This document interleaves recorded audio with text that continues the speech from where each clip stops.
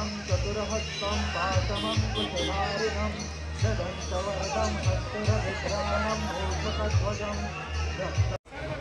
जय जय गणराज साधुकारता वार्ता विघ्नाची पूर्वी जय कृपा जयाची सर्वांगी सुंदर विषेणुराशी कंठी जडते माळ मुक्ता पराची जय देव जय मंगल मूर्ती दर्शन मात्रे मन कामना प्रीती जय देव गौरी कुमरा ठिकाणी आपल्या सर्वांना अभिमान वाटेल असा विजय खो खो या स्पर्धेला सर्वात प्रथम ऑलिम्पिकमध्ये यावर्षी पहिल्यांदी संधी मिळाली। वर्ल्ड कपसाठी या खो खो या खेळाला पहिल्यांदी संधी मिळाली। ही संधी मिळाल्यानंतर आपल्या इथला प्रतीक वायकर याला संघाची कप्तानशिप मिळाली। आपल्याच मतदारसंघातील शिरीन गोंडबोले याला या संघाचा प्रशिक्षक म्हणून काम करण्याची संधी मिळाली। महिला प्रशिक्षक म्हणून प्राचीताई वायकरांना संधी मिळाली आणि ह्या संघामध्ये 3 जणांना आदित्य गणपुले आणि सुयश गरगटे या तिघांना या संघामध्ये खेळण्याची संधी मिळाली आणि प्रतीकच्या नेतृत्वाखाली आदित्य आणि सुयश यांनी आपल्या देशाला पहिला वर्ल्ड कप हा मिळवून दिला। त्याबद्दल कसबा मतदारसंघाचा आमदार म्हणून आणि श्रीमंत दगडूशेठ हलवाई गणपती ट्रस्टचा सरचिटणीस म्हणून या सगळ्यांचं बाप्पाच्या दारात मी स्वागत करतो आणि यांनी जो आपल्या देशाचा मान ही खेळाच्या ह्याच्यात खो खोच्या खेळामध्ये उंचवली जगजेता म्हणून हे आलेले आहेत। यांचं मी सगळ्यांच्या वतीने पुणेकरांच्या वतीने संपूर्ण महाराष्ट्राच्या वतीने त्यांचं मी मनापासून स्वागत करतो। सरकारकडे काही मागणी करणार आहे त्यांना बक्षीसाठी? मी सरकारचा एक प्रतिनिधी म्हणूनच त्यांच्याबरोबर आहे, खांद्याला खांदा लावून त्यांच्याबरोबर आहे।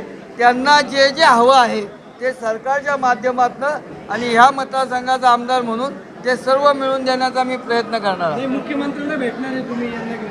हो, सगळ्यांना घेऊन या संपूर्ण टीमला घेऊन राज्य सरकार मुख्यमंत्र्यांची वेळ घेऊन त्यांना भेटणार आहेत आणि त्यांच्याकरता एक विशेष पॅकेज या खो खो ह्या खेळाकरता मी नक्की मिळवून देणार। या